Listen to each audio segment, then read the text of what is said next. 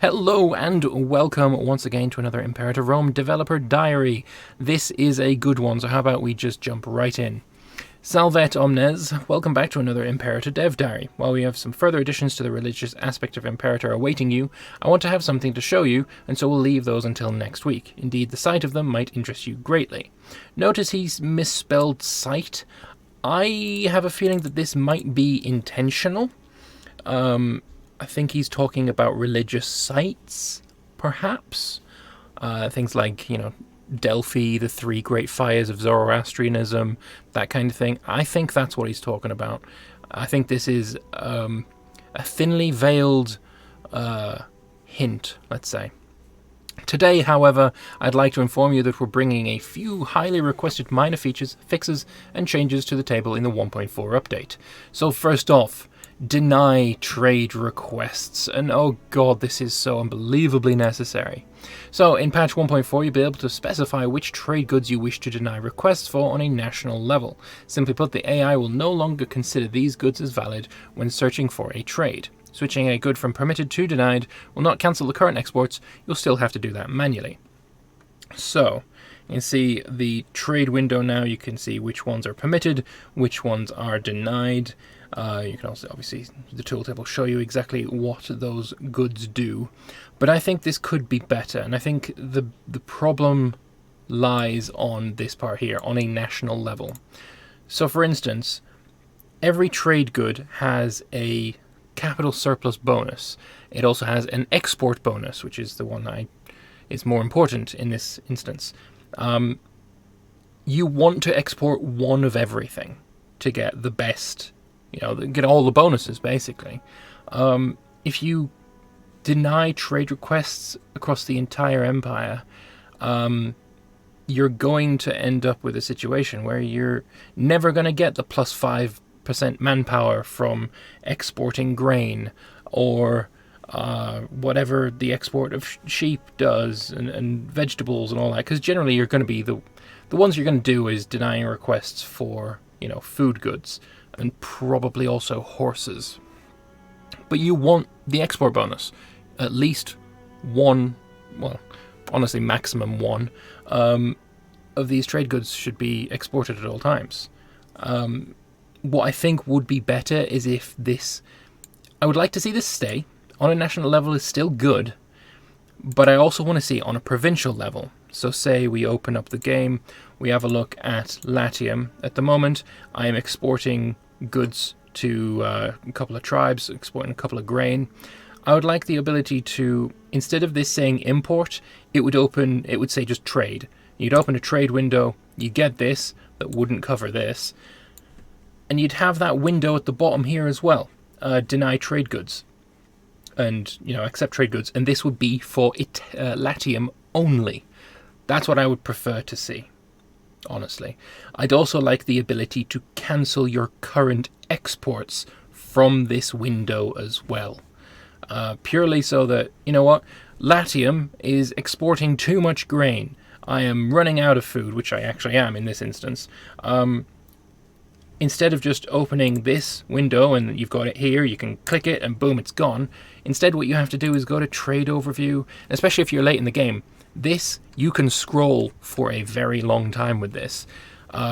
Search for the origin, it'll be Latium. Okay, now we've found Latium. We'll see what trade goods we've got going away from Latium, find the grain. Okay, now click X. That's too much busy work. Just having this be trade and having everything related to Latium and their trade, imports, exports, all cancelable from here. Also, your accepted and denied trade requests from this province screen would be a massive, massive benefit, and I think probably would be better than this system here. If they want to go even further, and you know what, I'm not going to say don't go further, you should always go further.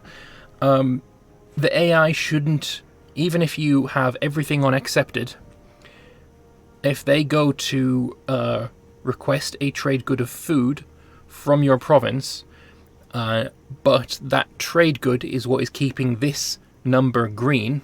Let's have a look for someone who's green. There we go. Changes by 5.6 a month. if trading away some grain or vegetables or whatever would bring that number into the negative, they shouldn't be allowed to send the trade deal.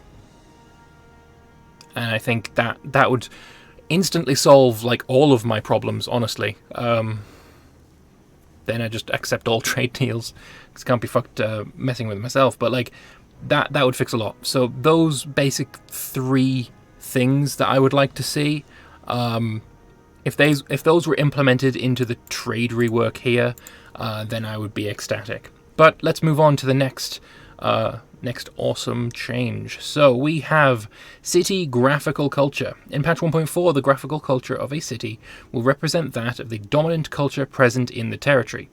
Practically, this means the city appearance changing when the dominant culture eventually does, creating a much more dynamic experience for those wishing to convert the culture of any given territory.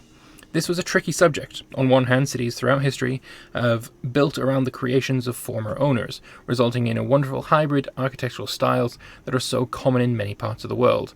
All this said, the map is designed to be a representative viewport intended to give you an overview of information relevant to your game. As such, we've opted to make this change. I will say there's... I see both sides on this. So going back to the game right now, we see Rome here. Their buildings are full of white pillars, terracotta tile roofs. You know, it's marble and it's terracotta. The thing is, in this period of time, Rome was not made of marble. Rome was made of wood. And it was only after the Great Fire of Rome, which I'm just Googling now, happened in 64 AD, which is not yet. It's like 360 years from now. After the Great Fire of Rome, that's when Rome became a city of marble. It was in the imperialistic era. Right now, Rome should be full of wood. Regardless, I'm still happy with the way Rome looks. I'm okay with this being the case.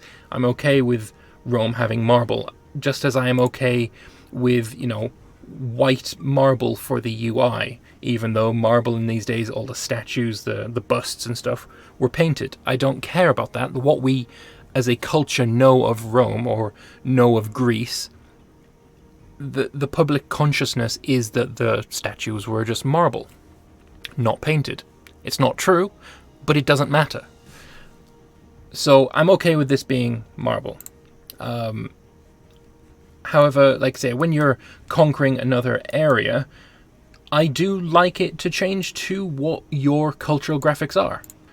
I'm totally okay with this changing graphics as soon as the culture takes over. I think that's a great change. I see the point of, trying to make it so that they're distinct and, more historically accurate, where they wouldn't immediately flip.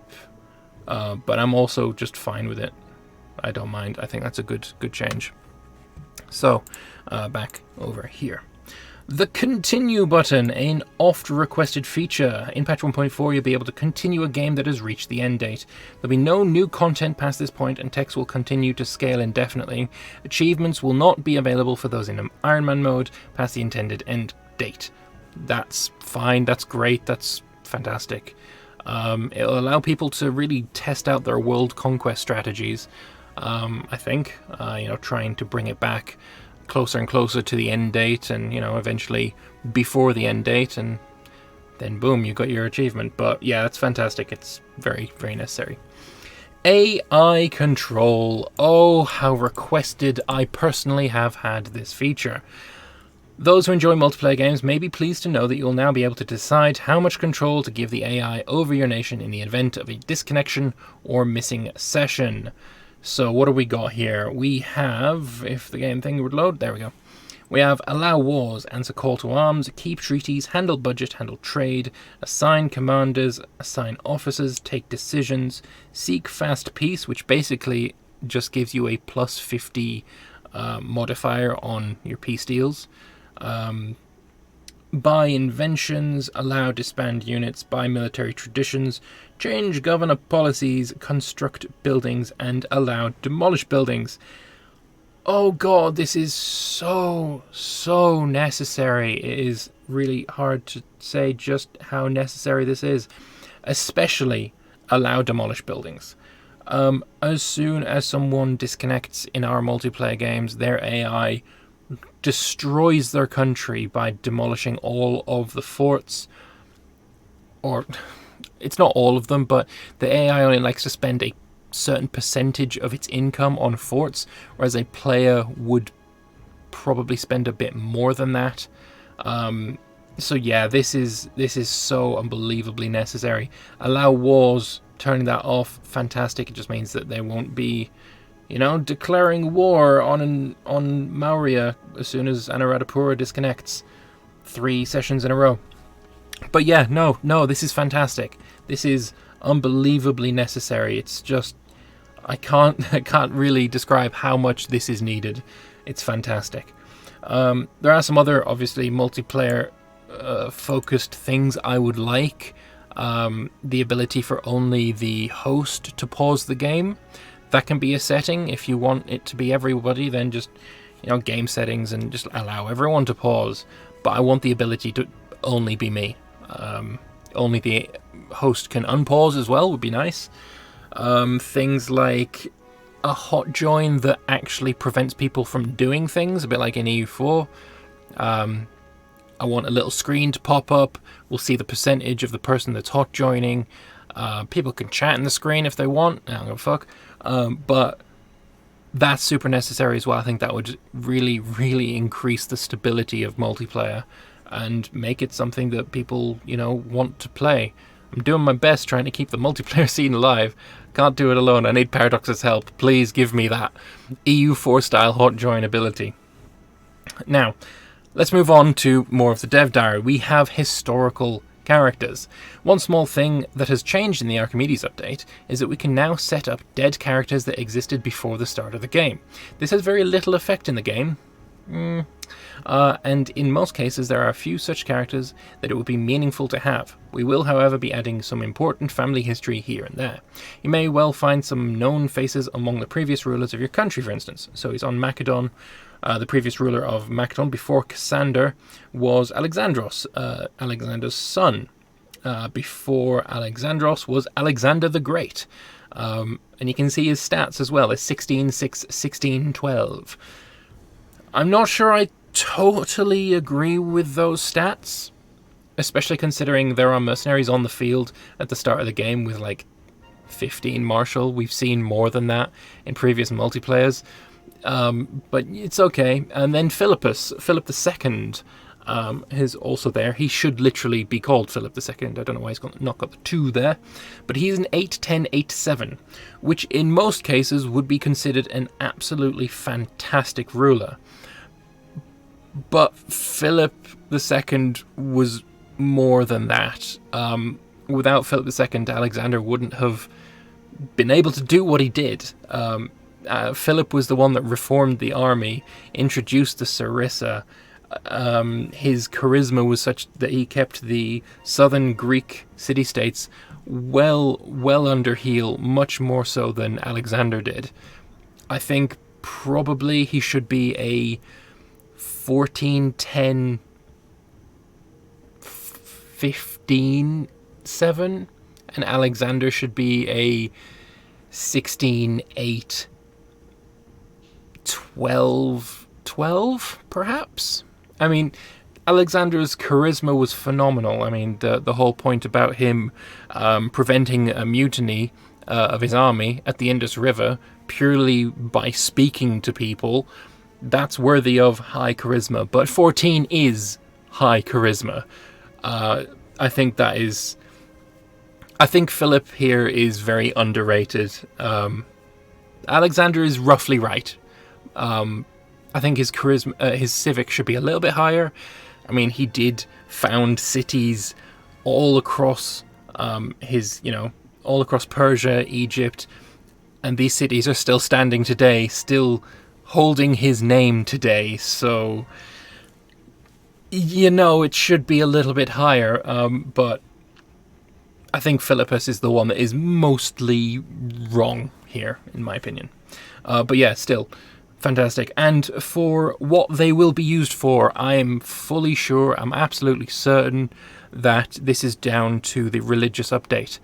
I think one of the things you'll be able to do with your religion is ancestor worship, and I think worshipping Alexander the Great, for example, as Macedon or one of the other Diadochi is 100% going to be a thing. I'm almost certain of it, honestly. It's going to happen. Yeah, I think that's why these characters are in, so that you can start your ancestor worship with characters that are actually in the game. And more so, we can actually see Alexander the Great. He has no traits, but I guess that's fine. He's not actually a character. Wait, he's got actually victorious. No, he's looking at Thessalonica, his sister, which is married to Cassandra at the start of the game. Yeah, of course.